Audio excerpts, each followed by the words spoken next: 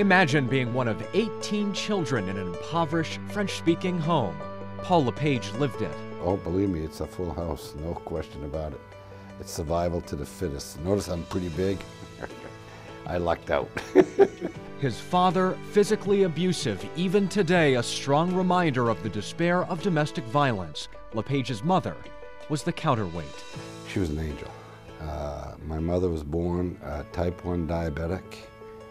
She gave birth to all those children, and I was her smallest at 10 pounds, 9 ounces. But she was a wonderful woman. She protected us as best she could. And as we got older, we started protecting her, so it is what it is, you know. When his father's beatings put him in the hospital, LePage left home for the streets of Lewiston, not even a teenager. Well, let's put it this way. I was on the streets at 11 years old. My first bike I got when I was 15 years old. So I wasn't doing what normal 11-year-olds were doing. Foster parents like Eddie and Pauline Collins kept LePage on track. Mentors helped guide him into Husson College, where poor English nearly prevented him from attending. I've always said I would not want to live one day from the time of birth to 18. The day I entered Husson is the day my life started, and I've never looked back. From turning around failing businesses to general manager of Martin's to Waterville City Hall to Augusta, LePage's style is all his own. They're not used to somebody like me coming into government. I'm not an experienced politician, and I don't particularly want to be. I think I have a job to do, I want to do it. But the one thing I've noticed is 35 years of culture, and when somebody rattles it, you become a bad guy. It's a blood sport. It really is. But the headlines depict a temper demanding resignations from charter school commissioners, battling Passamaquoddy Indians over Elver licenses. LePage says a bully, he isn't. I never get mad, because when I get mad at somebody, I don't talk to them. That's when I'm very angry, I just walk away, and that's the end of it. So if I'm talking to somebody, it means there's hope.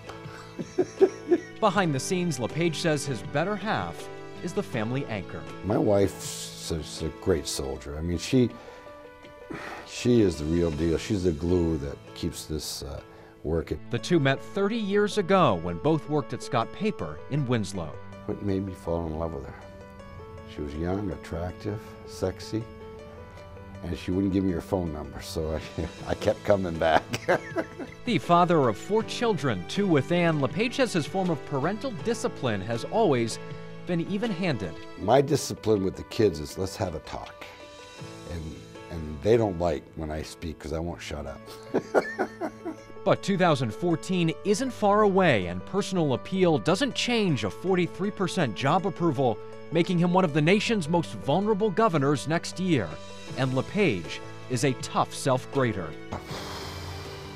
See, I think from a policy perspective, we're doing very, very well. I think the first session, it took me too long to figure out the leadership's agenda. And on the prospect of facing off against his Democratic predecessor and an independent he's once defeated, I welcome John Baldacci with open hands.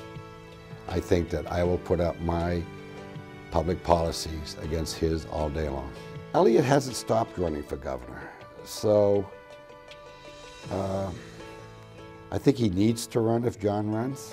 I think it'll be a great race.